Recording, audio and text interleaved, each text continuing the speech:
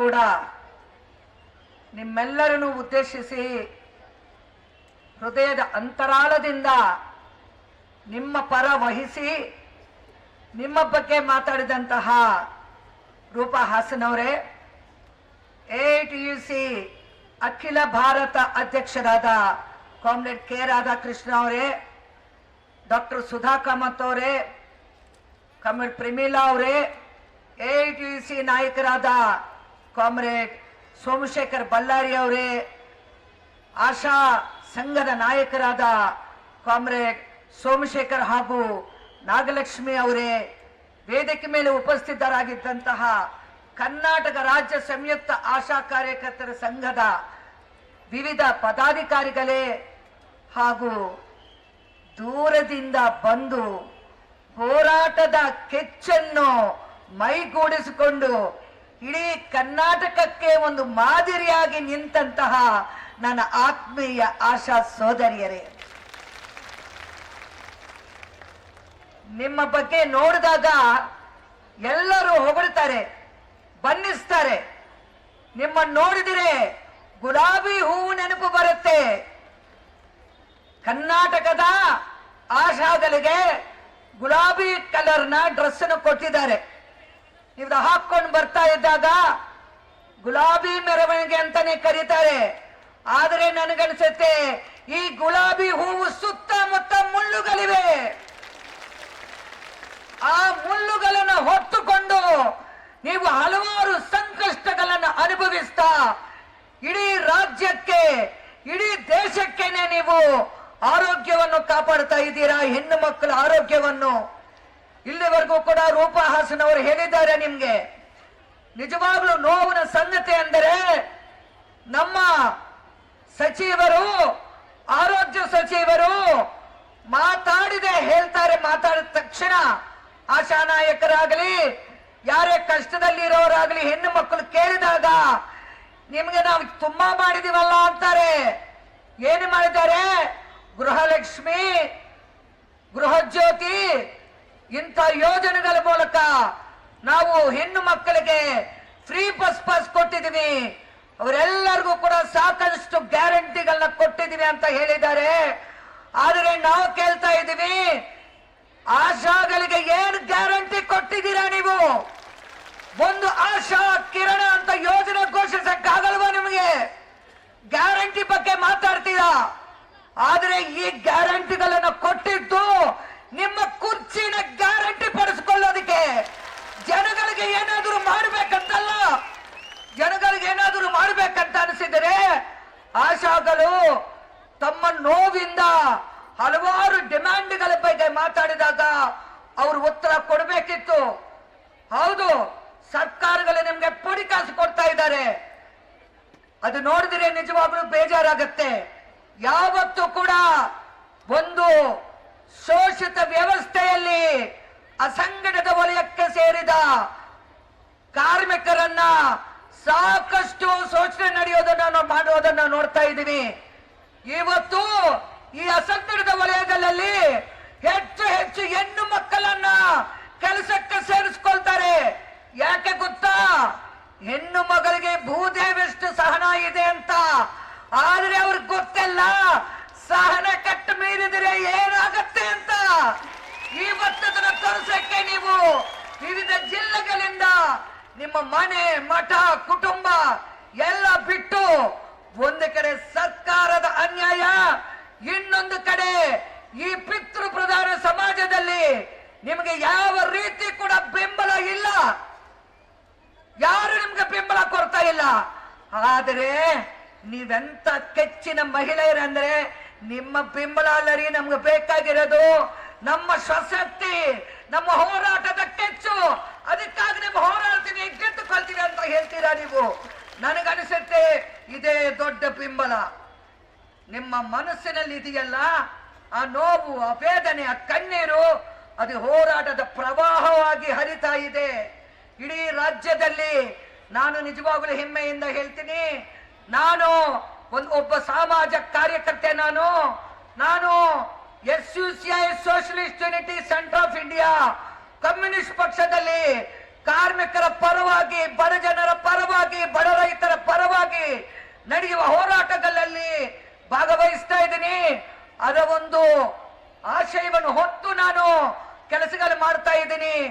ನನಗೆ ನಿಮ್ಮ ಜೊತೆಗೆ ಇರೋದು ದೊಡ್ಡ ಹೆಮ್ಮೆ ಅನಿಸುತ್ತೆ. ಇವತ್ತು ಸೋಮಶೇಖರ್ ಅವರು ಹೇಳಿದರು, ಇಲ್ಲಿ ಅತಿಥಿ ಭಾಷಣಕಾರರು ಬಂದಿದ್ದಾರೆ, ಬೆಂಬಲ ನೀಡಕ್ಕೆ ಬಂದಿದ್ದಾರೆ, ನಿಮ್ಮ ಜೊತೆಗೆ ಭಾಗವಹಿಸಕ್ಕೆ ಬಂದಿದ್ದಾರೆ ಅಂತ. ನಾವು ಅತಿಥಿಗಳಲ್ಲ, ನಾವು ನಿಮ್ಮ ಜೊತೆಗೆ ಭಾಗಿಯಾಗಿದ್ದೀವಿ. ನಿಮ್ಮಲ್ಲಿ ಒಬ್ಬರು ರೂಪಹಾಸನವರು ಹಲವಾರು ಆರ್ಟಿಕಲ್ಸ್ ಬರೆದಿದ್ದಾರೆ, ಹಲವಾರು ಪ್ರೋಗ್ರಾಮ್ಸ್ಗೆ ಬಂದಿದ್ದಾರೆ. ಡಾಕ್ಟರ್ ಸುಧಾ ಅವರು ESI ಅಲ್ಲಿ ಪ್ಲಾಸ್ಟಿಕ್ ಸರ್ಜನ್ ಆಗಿದ್ದರು. ಅವರು ಯಾವತ್ತೂ ಕೂಡ ಯಾವುದೇ ಒಂದು ದೊಡ್ಡ ಜಾಬ್ ಮಾಡಿಕೊಂಡು ಲಕ್ಷಾಂತರ ರೂಪಾಯಿ ದುಡ್ಡು ಹೊಡೆಯಕ್ಕೆ ಹೋಗ್ಲಿಲ್ಲ.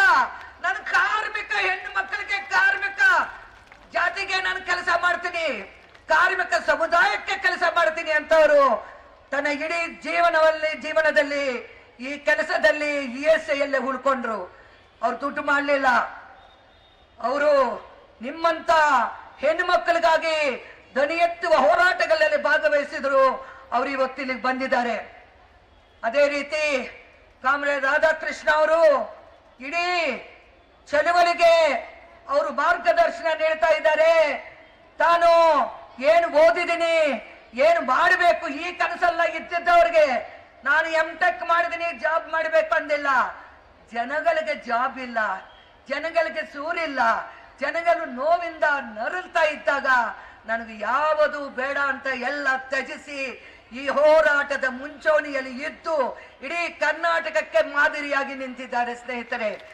ಅದೇ ರೀತಿ ನಿಮ್ಮ ಕಾರ್ಮಿಕ ನಾಯಕರು ಸೋಮಶೇಖರ್ ಅವರಾಗಿರ್ಬೋದು, ಸೋಮಶೇಖರ್ ಯಾದಗಿರಿ ಆಗಿರ್ಬೋದು, ನಾಗಲಕ್ಷ್ಮಿ ಆಗಿರ್ಬೋದು, ವೇಣು ಅವರಾಗಿರ್ಬೋದು, ಇವರೆಲ್ಲರೂ ಕೂಡ ತಮ್ಮ ಸ್ವಾರ್ಥ ಇಲ್ಲದೆ ಈ ಒಂದು ಹೋರಾಟದಲ್ಲಿ ಭಾಗವಹಿಸಕ್ಕೆ ಬಂದಿದ್ದಾರೆ.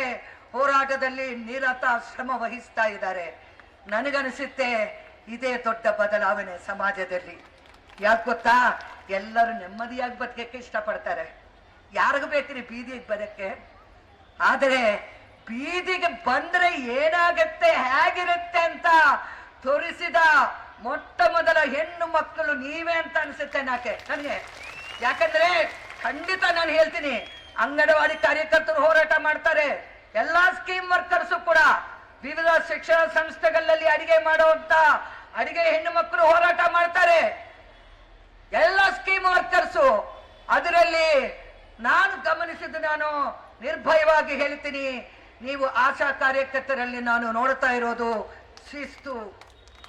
ಎರಡನೇದು ನಿಮ್ಮಲ್ಲಿರೋ ಐಕ್ಯತೆ. ಯಾರು ನಿಮ್ಮನ್ನ ಡಿವೈಡ್ ಮಾಡಕ್ಕಾಗಲ್ಲ. ಏನು ಮಾಡಿದ್ರು ಯಾರ ಕಡೆ ನೋಡಲ್ಲ, ನೀ ನೋಡೋದು ಒಂದೇ ಕಡೆ, ಹೋರಾಟದ ಕಡೆ.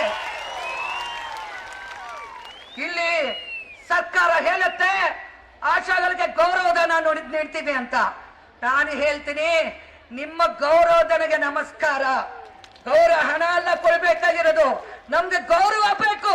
ಆ ಗೌರವ AITUC ಸಿಕ್ಕಿದೆ ನಮ್ಗೆ. ನಾವಿವತ್ತು ಒಂದು ಸಂಘ ಕಟ್ಟಿದೀವಿ, ಯುನೈಟೆಡ್ ಆಗಿ ಕೆಲಸ ಮಾಡ್ತೀವಿ. ಸ್ನೇಹಿತರೆ, ನೋಡ್ತಾ ಇದ್ದೀರಾ, ನೀವು ಅನುಭವಿಸ್ತಾ ಇರುವ ಸಮಸ್ಯೆಗಳಲ್ಲಿ ನಿಮಗೆ ಸಂಬಳ ಸಾಕಾಗಲ್ಲ. ಬೆಲೆ ಏರಿಕೆ ತಾಂಡವ ಆಡ್ತಾ ಇದೆ, ಬದುಕೋದು ಕಷ್ಟ ಆಗ್ತಾ ಇದೆ, ಮಕ್ಕಳನ್ನ ಓದಿಸಕ್ಕಾಗ್ತಾ ಇಲ್ಲ.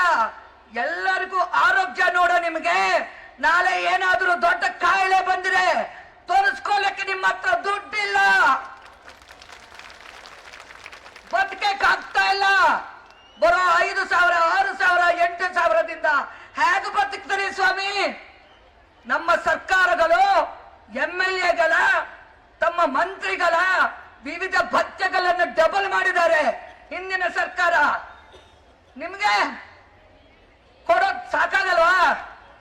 ನಿಮ್ಗೇನ್ ಮಹಾ ಪ್ರಾಬ್ಲಮ್ ಇದೆ? ಅರೆ ಬಂದಾಗಲ್ಲ ಎಲ್ಲಾ ಮಿನಿಸ್ಟರ್ಗಳು ಹೋಗಿರ್ತಾರಲ್ಲ ಸ್ವಾಮಿ. ಹಿಂದಿನ ಒಬ್ಬ ಆರೋಗ್ಯ ಸಚಿವರು ಹೇಳ್ತಿದ್ರು, ಆಶಾಗಳು ನಡೆದಾಡುವ ದೇವತೆಗಳು ಬೇಡಪ್ಪ, ನಾವು ದೇವತೆಗಳಲ್ಲಪ್ಪ, ನಾವು ಹೋರಾಟಗಾರ್ತಿಯರು, ನಾವು ಮನುಷ್ಯರಾಗಿ ನೋಡ್ಕೊಳ್ಳಿ ಸಾಕು. ನಮ್ಗೆ ದೇವತಾ ಸ್ಥಾನದಲ್ಲಿ ಕೂಡಿಸಿ ನಮಗೆ ಪೂಜೆ ಮಾಡಬೇಡಿ. WHO ಹೇಳತ್ತೆ, ವಿಶ್ವ ಆರೋಗ್ಯ ಸಂಸ್ಥೆ, ನೀವೆಲ್ಲ ತುಂಬಾ ಘನತೆಯಿಂದ ಗೌರವದಿಂದ ಕೆಲಸ ಮಾಡೋ ಮಹಾನ್ ಕಾರ್ಮಿಕರು, ಹೆಣ್ಣು ಮಕ್ಕಳು ಅಂತ ಹೋಗ್ಲಿಕ್ಕಾಗಲ್ಲ. ಬೇಡಪ್ಪ, ನಮ್ಗೆ ಹೋಗ್ಲಿ ಹೋಗ್ಲಿ ಹೋಗ್ಲಿ, ಮೆಚ್ಚಿ ಮೆಚ್ಚಿ ಮೆಚ್ಚಿ ಹೆಣ್ಣು ಮಕ್ಕಳನ್ನ ತುಳಿಯೋದು ಕಲಿತು ಬಿಟ್ಟಿದ್ದೀರಾ ನೀವೆಲ್ಲ ಈ ವ್ಯವಸ್ಥೆಯಲ್ಲಿ. ನಾವು ಅದಕ್ಕೆ ಬಗ್ಗಲ್ಲ. ಈ ನಾಡು ಹಲವಾರು ಹೋರಾಟ ಮಾಡ್ತಾ ಇರುವಂತ, ಹೋರಾಟ ಕಟ್ಟಿದಂತಹ ಹೆಣ್ಣು ಮಕ್ಕಳಿಗೆ ಜನ್ಮ ನೀಡಿದ ನಾಡು. ಯಾರಿಗೂ ಗೊತ್ತಿಲ್ಲ ಕಿತ್ತೂರು ಚೆನ್ನಮ್ಮ, ಯಾರಿಗೂ ಗೊತ್ತಿಲ್ಲ ಝಾನ್ಸಿ ಲಕ್ಷ್ಮೀಬಾಯಿ, ಯಾರಿಗೂ ಗೊತ್ತಿಲ್ಲ ಒಣಕೆ ಓಬವ್ವ. ನಾವು ಅವರೆಲ್ಲರ ಪರಂಪರೆನೆ ಹೊತ್ತುಕೊಂಡು ಬಂದಂತ ಹೆಣ್ಣು ಮಕ್ಕಳು ನಾವು. ಸ್ನೇಹಿತರೆ, ಮೊದಲು ನಾವು ಕೇಳ್ತಾ ಇರೋದು, ಈ MCTS ಪೋರ್ಟಲ್ ಇಂದ ಸಮಸ್ಯೆ ಬರ್ತಾ ಇದೆ. ಹೋರಾಟದ ಫಲವಾಗಿ RCH ಪೋರ್ಟಲ್ ಬರುತ್ತೆ, ಎಲ್ಲ ಸಮಸ್ಯೆಗಳ ಪರಿಹಾರ ಸಿಕ್ಕುತ್ತೆ ಅಂತ ಅಧಿಕಾರಿಗಳು ಹೇಳಿದರು. ಆದರೆ 1 ವರ್ಷದ ನಂತರ ಎಲ್ಲ ಜಿಲ್ಲೆಗಳಲ್ಲಿ ಸುಮಾರು 12,000ಕ್ಕಿಂತ ಹೆಚ್ಚು ಆಶಾಗಳಿಗೆ RCH ಕಾಂಪೊನೆಂಟ್ ಪ್ರೋತ್ಸಾಹಧನ ಏನು ಬಂದಿಲ್ಲ ಅವರ ಲೆಕ್ಕಾಂಶಗಳ ಪ್ರಕಾರ. ಅಷ್ಟೇ ಅಲ್ಲ, ಮಾಡಿದ ಕೆಲಸಕ್ಕಿಂತ ಕಡಿಮೆ ಪ್ರೋತ್ಸಾಹ ಧನ ಪಡೆದುಕೊಂಡವರು ಇನ್ನಷ್ಟು 1000 ಆಶಾಗಳು ಇವರ ಜೊತೆಗೆ. ಇದು ಇಲಾಖೆ ಕೊಟ್ಟಿರುವ ದಾಖಲೆಗಳು. ಯಾವುದೇ ರಾಜ್ಯದಲ್ಲಿ ಇಲ್ಲದಂತ ಈ ಪದ್ಧತಿ ನಮ್ಗೆ ಯಾಕೆ ಬೇಕು ಸ್ವಾಮಿ? ಇವರು ಹೇಳ್ತಾ ಇರೋದಿಷ್ಟೇನೆ, ಕೇಂದ್ರ ಸರ್ಕಾರಕ್ಕೆ ಈ ಬಗ್ಗೆ ಯಾವುದೇ ಮಾಹಿತಿ ನೀಡದೆ ಇಲ್ಲಿ ನಡೀತಾ ಇರೋ ಸಮಸ್ಯೆ ಬಗ್ಗೆ ಮಾತಾಡಲ್ಲ ಅವರು. ಅವ್ರಿಗೆ ಬೇಕಾಗಿರೋದೇನು? ಶಬಾಷಗಿರಿ ಪಟ್ಟ.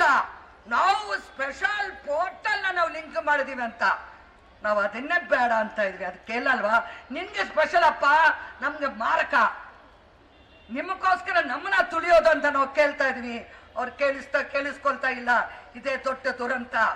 ಮಾನ್ಯ ಆರೋಗ್ಯ ಸಚಿವರು ಅಧಿಕಾರಿಗಳ ಸಭೆಯಲ್ಲಿ ಚರ್ಚೆಗಳ ನಂತರ ವಿವಿಧ ಕ್ರಮಗಳನ್ನು ತಗೊಂಡುಕೊಂಡು ಸಂಪೂರ್ಣ ಪ್ರೋತ್ಸಾಹಧನ ನೀಡುತ್ತೇವೆ ಅಂತ ಹೇಳೋರು. ಅದು ಏನಾಗಿದೆ? ಕೇವಲ ಬಾಯಿ ಮಾತಾಗಿ ಉಳಿದಿದೆ. ವಾಸ್ತವದಲ್ಲಿ ರಾಜ್ಯದಾದ್ಯಂತ ಆಶಾಗಳು ಕೋಟ್ಯಾಂತರ ರೂಪಾಯಿಗಳನ್ನೇ ಇಲ್ಲಿವರೆಗೂ ಕಳ್ಕೊಂಡಿದ್ದಾರೆ. ಗೊತ್ತಾ? ಈ ಪೋರ್ಟಲ್ ಇಂದ ಕೋಟಿಗಟ್ಟಲೆ ದುಡ್ಡು ಹೋಗಿದೆ. ನಿಮ್ದು ಎಲ್ಲಿ ಹೋಗ್ತಾ ಇದೆ ದುಡ್ಡು? ಏನು ಮಾಡ್ತಾ ಇದ್ದಾರೆ ದುಡ್ಡನ್ನ? ಪ್ರಶ್ನೆ ಕೇಳಿ ನೀವು. ಮಾನ್ಯ ಸಚಿವರು ಅಧಿಕಾರಿಗಳ ಜೊತೆಗೆ 4, 5, 6 ಸಭೆಗಳು ಮಾಡ್ತಾರೆ. ಎಲ್ಲರನ್ನು ಕರೀತಾರೆ.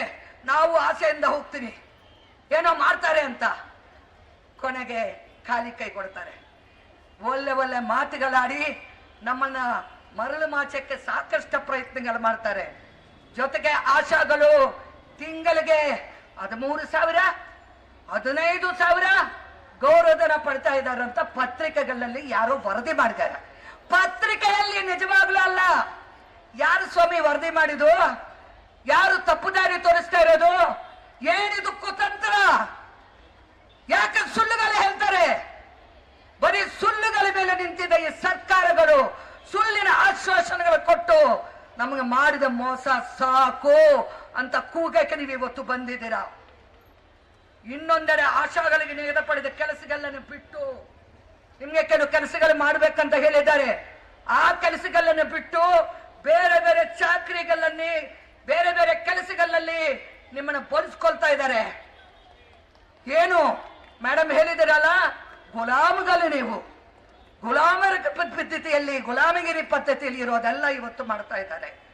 ಒಂದೆಡೆ ಇಲ್ಲಿವರೆಗೂ ಮಾಡಿದ ದುಡಿಮೆಗೆ ಸರಿಯಾಗುವ ದುಡ್ಡಿಲ್ಲ, ಇನ್ನೊಂದೆಡೆ ಹೇಳಿದಷ್ಟು ಕೊಡೋದಿಲ್ಲ, ಮತ್ತೊಂದೆಡೆ ಬೆದರಿಕೆಗಳು. ಎಲ್ಲರೂ ಬ್ಲಾಕ್ ಮೇಲ್ ಮಾಡ್ತಾರೆ. ನಿಮ್ಗೆ ಹೆಂಗ್ ಬೆದರಿಸ್ತಾರೆ ನಿಮ್ಮನ್ನ? ನೀವು ಭಯ ಪಟ್ಕೊಂಡು ಓಡೋಗ್ಬಿಡ್ಬೇಕು. ಎಲ್ಲಿ ಹೋಗ್ಲಿ ಈ ಅಸಹಾಯಕ ಬಡ ಹೆಣ್ಣು ಮಕ್ಕಳು? ಕೊಡ್ರಿ ಉತ್ತರ ಸರ್ಕಾರಗಳೇ. ನೀವು ಅಧಿಕಾರಕ್ಕೆ ಬಂದಿದ್ದೀರಲ್ಲ, ಸಾಕಷ್ಟು ಉದ್ಧಾರ ಮಾಡ್ತೀವಿ ಕರ್ನಾಟಕನ ನಾವು. ಏನ್ ಮಾಡಿದಿರಿ ಉದ್ಧಾರ? ಇವತ್ತು ಆಶಾಗಳು ಮನೆ ಬಿಟ್ಟು ಇಲ್ಲಿಗೆ ಬಂದು ಕೇಳೋ ಕೆಟ್ಟ ಪರಿಸ್ಥಿತಿನ ನಿರ್ಮಾಣ ಮಾಡೋ ಸರ್ಕಾರ ನೀವು. ಒಟ್ಟಾರೆ ಆಶಾಗಳು ಕೇಳೋದಿಷ್ಟೇನೆ, ನಮ್ಮ ಸಂಬಳನ RCS ಪೋರ್ಟಲ್ಗೆ ಲಿಂಕ್ ಮಾಡಿದ್ದಾರೆ. ಅದರಿಂದ ಕಳೆದ 8 ವರ್ಷಗಳಿಂದ ನಮಗೆ 8,000 ಕೆಲಸ ಮಾಡಿದರೆ 2,000 ಸಿಗುತ್ತೆ. ಈ ರೀತಿ ಬೇರೆ ಬೇರೆ ಕೆಲಸಗಳಲ್ಲಿ 8 ವರ್ಷಗಳಿಂದ ನಾವು ಮಾಡ್ತಾ ಇದ್ವಿ. ಈ 8 ವರ್ಷಗಳಿಂದ ಆಶಾಗಳು ಕೇಳ್ತಾ ಇರೋದು ಈ RCH ಪೋರ್ಟಲ್ ಇಂಟ್ರೊಡ್ಯೂಸ್ ಮಾಡಿದಿರಿ, ಅದನ್ನ ಡೀಲಿಂಕ್ ಮಾಡಿ ಅಂತ ಕೇಳ್ತಾ ಇದ್ದಾರೆ.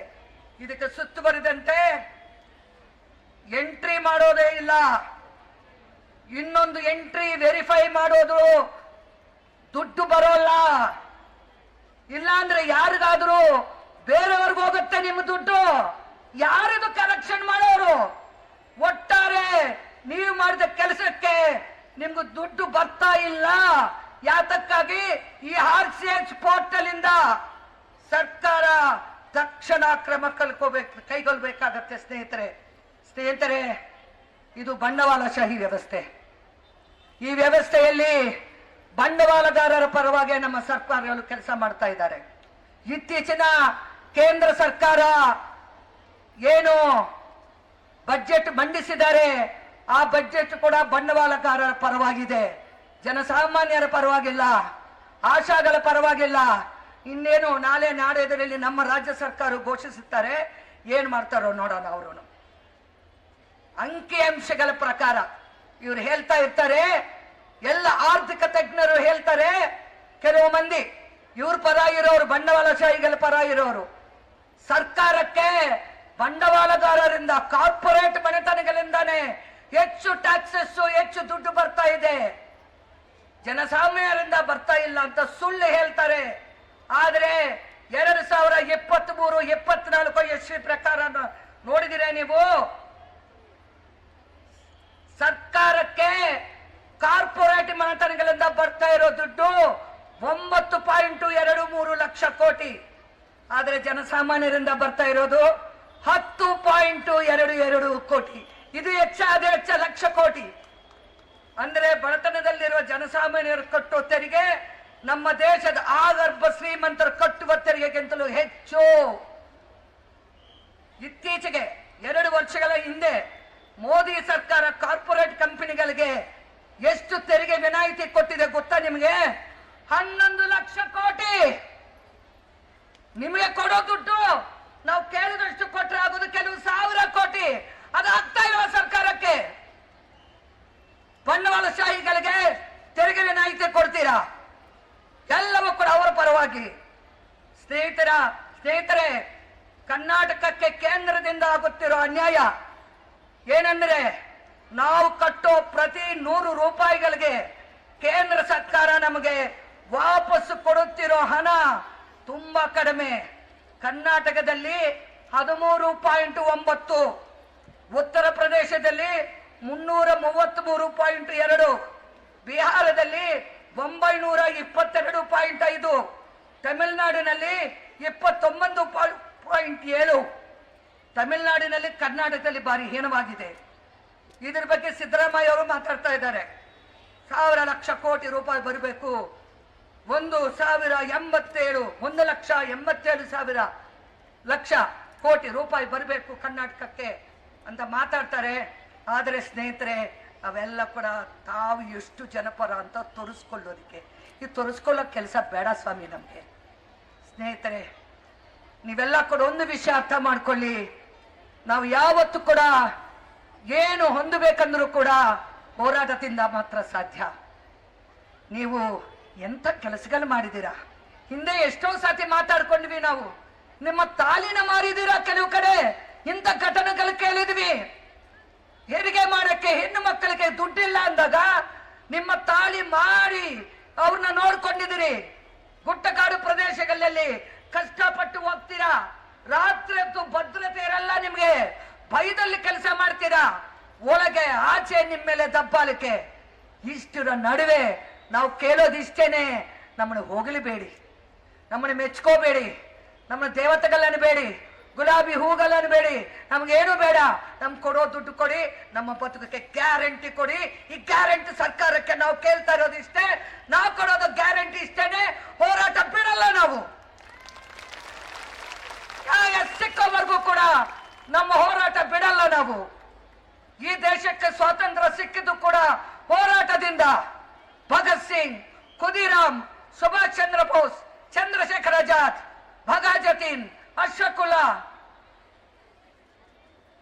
ಕಲ್ಪನಾ ದತ್ತ, ಯಾರೇ ಆಗಲಿ ಇವರೆಲ್ಲರೂ ಕೂಡ ಹೋರಾಟಗಳ ಮೂಲಕ ದೇಶಕ್ಕೆ ಸ್ವಾತಂತ್ರ್ಯ ತಂದಿದ್ದಾರೆ. ನಾವು ಅದೇ ಹಾದಿನಲ್ಲಿದ್ದೀವಿ. ನಂಗೆ ತುಂಬ ಖುಷಿ ಆಗೋದು ಇಷ್ಟೇನೆ. ನಾನು ಸುಮಾರು ಸಾತಿ ನಿಮ್ಮ ಜೊತೆಗೆ ಮಾತಾಡಿದ್ದೀನಿ, ನಿಮ್ಮ ಜೊತೆಗೆ ಭಾಗವಹಿಸಿದ್ದೀನಿ. ನೀವು ಬರೀ ಆಶಾ ಆಶಾ ಅಂತ ಮಾತಾಡಲ್ಲ, ಸಮಾಜ ಸಮಾಜ ಅಂತ ಮಾತಾಡ್ತೀರ. ಸಮಾಜದ ಹೆಣ್ಣು ಮಕ್ಕಳ ಬಗ್ಗೆ ಮಾತಾಡ್ತೀರ, ಮಹಿಳೆಯರ ಸ್ವಾತಂತ್ರ್ಯದ ಬಗ್ಗೆ ಮಾತಾಡ್ತೀರ. ಸ್ವಾತಂತ್ರ್ಯ ಅಂದ್ರೇನು, ಹೆಣ್ಣು ಮಕ್ಕಳ ಸ್ವಾತಂತ್ರ್ಯ ಅಂದ್ರೇನು ಅನ್ನೋದಕ್ಕೆ ಹೊಸ ಭಾಷ್ಯವನ್ನೇ ಹೇಳಿಕೊಟ್ಟಿದ್ದೀರಾ ನೀವು. ಹೆಣ್ಣು ಭಯದಲ್ಲಿ ಗಂಡ ಹೊಡೆದ್ರು, ಸಮಾಜ ತುಳಿದರು, ಎಲ್ಲಿ ಕೆಲಸ ಮಾಡಿದ್ರು ಮಾಲೀಕರು ಅನ್ಯಾಯ ಮಾಡಿದರು. ಭಯದಲ್ಲಿ ನಡ್ಕೋ ಹೆಣ್ಣು ಮಕ್ಕಳಿಗೆ ಯಾಕ್ರಿ ಭಯ ಪಟ್ಟುಕೊಳ್ತೀರಾ? ಹೋರಾಟ ದಾರಿ ಅಂತ ಅಲ್ಲಿ ರಷ್ಯಾದಲ್ಲಿ ಹೆಣ್ಣು ಮಕ್ಕಳು ಕಹಳೆ ಊದಿದಿರಲ್ಲ, ಒಂದು ಸಮಾಜವಾದ ಕ್ರಾಂತಿ ಮೂಲಕ ಅಂತ ಕಹಳೆಯನ್ನ ನಾನು ಹೇಳ್ತೀನಿ. ನಮ್ಮ ಕರ್ನಾಟಕದ ಹೆಣ್ಣು ಮಕ್ಕಳು ಊದ್ತಾರೆ ಮುಂದೆ. ನೀವು ಅಂತ ಒಂದು ಜಾತಿಗೆ ಸೇರಿದವರು. ನಿಮ್ಮ ಗುಣಾರಿ ನಮಗೆ ತುಂಬಾ ಇಷ್ಟ. ಕೇವಲ ನಿಮ್ಮ ಹೊಟ್ಟೆಪಾಡಿಗಾಗಿ ನೀವು ಹೋರಾಟ ಮಾಡ್ತಾ ಇಲ್ಲ. ಇದು ಹಕ್ಕು, ಸರ್ಕಾರದ ಭಿಕ್ಷೆ ಅಲ್ಲ. ಇದು ನಿಮ್ಮ ಹಕ್ಕು. ನೀವು ಕೆಲಸ ಮಾಡ್ತಾ ಇದ್ದೀರಾ, ಕೇಳ್ತಾ ಇದ್ದೀರಾ, ಅಷ್ಟೇ ಅಲ್ಲ ಇಡೀ ಹೆಣ್ಣು ಸಮುದಾಯದ ಬಗ್ಗೆ ಯೋಚನೆ ಮಾಡಿದ್ರು ನೋಡಿದೀನಿ ಅಂತ ಹೇಳಿದಿನಲ್ಲ, ಅದು ನಿಮ್ಮ ಬಗ್ಗೆ ನನಗೆ ಅಪಾರವಾದ ಪ್ರೀತಿ ಗೌರವ ಅಲ್ಲಿ ಬಂದಿದೆ. ನಾನು ಯಾವತ್ತೂ ಹೇಳ್ತಾ ಇರ್ತೀನಿ, ನಾಗಲಕ್ಷ್ಮಿ ಅವ್ರಿಗೆ ಆಶಾಗಳ ಜೊತೆಗೆ ಮಾತಾಡ್ತಾ ಇದ್ರೆ ಬಾರಿ ಖುಷಿ ಆಗತ್ತೆ. ಒಬ್ರೊಬ್ರು ಎಷ್ಟು ಉತ್ಸಾಹದಲ್ಲಿ ಇರ್ತಾರೆ. ಒಬ್ಬರ ಕಣ್ಣಲ್ಲಿ ವೇದನೆ ಇದೆಯಾ, ಅಸಹಾಯತೆ ಇದೆಯಾ? ಇಲ್ಲವಲ್ಲ. ಆದರೆ ಜೀವನದಲ್ಲಿ ಸಾಕಷ್ಟು ವೇದನೆ ಇದೆ. ಬೇರೆಯವ್ರಿಗೆ ಸೇವೆ ಮಾಡ್ತೀರಾ, ಸಮಾಜದ ಕಡೆ ನಗ್ತಾ ನೋಡ್ತೀರಾ. ಏನ್ರಿ ನೀವು ಆಶಾಗಳು, ನಮಗೆ ಸ್ಫೂರ್ತಿ ನೀವು, ನಮ್ಮೆಲ್ಲರಿಗೂ ಸ್ಫೂರ್ತಿ ನೀವು. ನಿಮ್ಮ ಕೆಚ್ಚು, ನಿಮ್ಮ ಒಗ್ಗಟ್ಟು, ನಿಮ್ಮ ಹೋರಾಟ ನಾವು ಕೈಯಲ್ಲಿಟ್ಕೊಂಡು ನಡೆಯಕ್ಕೆ, ಹೆಜ್ಜೆ ಹಾಕಕ್ಕೆ ದೊಡ್ಡ ಸ್ಫೂರ್ತಿ ಅಂತ ಹೇಳಕ್ಕೆ ನಾನು ಹೆಮ್ಮೆ ಪಟ್ಕೊಳ್ತೀನಿ. ಇಷ್ಟು ಹೇಳಿ ನನ್ನ ಮಾತುಗಳನ್ನ ನಾನು ಮುಗಿಸ್ತಾ ಇದ್ದೀನಿ. ಒಂದು ವಿಷಯ ಜಸ್ಟ್ ಹೇಳ್ತೀನಿ ನಿಮಗೆ, ನನಗೆ ನೆನಪು ಬಂದಿದೆ, ಅದು ಹೇಳಿ ಮುಗಿಸ್ತೀನಿ. ಇತ್ತೀಚೆಗೆ ನೀವು ಕೇಳಿರ್ಬೋದು, ಒಂದು ಸುದ್ದಿ ಬಂತು. ಒಬ್ಬ ಯುವಕ ತಾಯಿಗೆ ಅನ್ನ ಕೊಡಕ್ಕಾಗಲಿಲ್ಲ, ಹಸಿವೆ ನೀಗಿಸಕ್ಕಾಗಲಿಲ್ಲ ಅಂತ ಹೇಳಿ ಹಾವೇರಿನಲ್ಲಿ ಒಂದು ಗ್ರಾಮದಲ್ಲಿ ಇದ್ದಂತ ಹುಡುಗ ಆತ್ಮಹತ್ಯೆ ಮಾಡಿಕೊಂಡಿದ್ದಾನೆ. ತಂದೆ ಇಲ್ಲ, ತಾಯಿ 50 ವರ್ಷ ದಾಟಿದೆ. ಅವ್ರಿಗೆ ಊಟ ಹಾಕಬೇಕು ಅಂತ ಎಲ್ಲಿ ಕೆಲಸ ಸಿಕ್ಕಲಿಲ್ಲ, ಕೆಲವೊಂದು ಭಿಕ್ಷೆನೂ ಬೇಡದ, ಎಲ್ಲಿ ಸಿಕ್ಕಲಿಲ್ಲ ಅಂತ ಗೋವಾಗೆ ಹೋದ. ಗೋವಾ ಬಸ್ ಸ್ಟ್ಯಾಂಡ್ ಅಲ್ಲಿ ತಾಯಿನ ಬಿಟ್ಟು ಎಲ್ಲ ಕಡೆ ಅಲದಾಡ್ದ. ಆಮೇಲೆ ಗೋವಾಗೆ ಹೋಗ್ತಾ ಇದ್ದಾಗ, ಗೋವಾಕ್ಕೆ ಹೋಗಿ ನೀವು ಪೂರ್ತಿ ಪ್ರಯಾಣ ಮಾಡಿ ಬರ್ತಾ ಇದ್ದಾಗ ಮಧ್ಯದಲ್ಲಿ ಇಳಿಸಿಬಿಟ್ಟಿದ್ದಾರೆ ಅವರು. ಮಧ್ಯದಲ್ಲಿ ಯಾವುದೋ ಹುಬ್ಳಿ ಹತ್ರ ಸ್ಟೇಷನ್ ಅಲ್ಲಿ ಇಳಿಸಿದಾಗ ಅಲ್ಲಿ ಇಳಿದು ಅವರು ತಾಯಿನ ಬಸ್ ಸ್ಟ್ಯಾಂಡ್ ಅಲ್ಲಿ ಕೂಡಿಸಿ ತಾನು ಭಿಕ್ಷೆ ಬೇಡಕ್ಕೆ ಹೋಗಿದ. ಎಲ್ಲರನ್ನು ಕೇಳಿದ, ನಮ್ಗೆ ಊಟ ಕೊಡಿ, ನಮ್ಮ ತಾಯಿ ಸಾಯ್ತಾ ಇದ್ದಾರೆ ಅಂದಾಗ ಯಾರು ಊಟ ಕೊಟ್ಟಿಲ್ಲ, ಪೈಸಾ ಕೊಟ್ಟಿಲ್ಲ. ನಾಚಿಕೆ ಆಯ್ತು ಅವನಿಗೆ, ನೋವಾಯ್ತು ಅವನಿಗೆ. ಅಲ್ಲಿ ಹೋಗ್ಬಿಟ್ಟು ಒಂದು ಮಾವಿನ ಮರಗೆ ತಾನು ನೇಣು ಹಾಕೊಂಡು ಸತ್ತಿದ್ದಾನೆ. ಏನ್ರಿ, ಎಲ್ಲಿದೆ ರೀ ನಮ್ಮ ಭಾರತ? ಹಣವಂತರಾಗ್ತಾ ಇದ್ದಾರೆ, ಬಡವರು ಅತಿ ಬಡವರು ಆಗ್ತಾ ಇದ್ದಾರೆ, ಶ್ರೀಮಂತರಾಗ್ತಾ ಇದ್ದಾರೆ. ಕೋಟ್ಯಾಧಿಪತಿಗಳ ಸಂಖ್ಯೆ ದಿನಕ್ಕೂ ಹೆಚ್ಚುತ್ತಾ ಇದೆ. ಇಂಥ ಕೆಟ್ಟ ದೇಶದಲ್ಲಿ ಬದುಕ್ತಾ ಇರೋ ನಮಗೆ ಇರೋ ಅಸ್ತ್ರ ಒಂದೇನೆ, ಹೋರಾಟ. ನನ್ನ ಆತ್ಮೀಯ, ನನ್ನ ಪ್ರೀತಿಯ, ಗೌರವದಿಂದ ನೋಡ್ತಾ ಇರುವಂತ ನಾನು ನಿಮ್ಮೆಲ್ಲರನ್ನು, ನನ್ನ ಪ್ರೀತಿಯ ಆಶಾ ಸೋದರಿಯರೇ, ತಂಗಿಯರೇ, ಅಕ್ಕಂದರೇ, ನಿಮ್ಮೆಲ್ಲರಿಗೂ ಮತ್ತೊಮ್ಮೆ ನನ್ನ ಹೋರಾಟದ ಶುಭಾಶಯಗಳನ್ನ ನಮ್ಮ ಪಕ್ಷ ಯಶಸ್ವಿಯನ್ನು ನೀಡಕ್ಕೆ ಇಷ್ಟಪಡ್ತೀನಿ. ನಾವು ನೀವು ಯಾವತ್ತೂ ಜೊತೆಗಿರೋಣ ಅಂತ ಭರವಸೆ ಕೊಟ್ಟು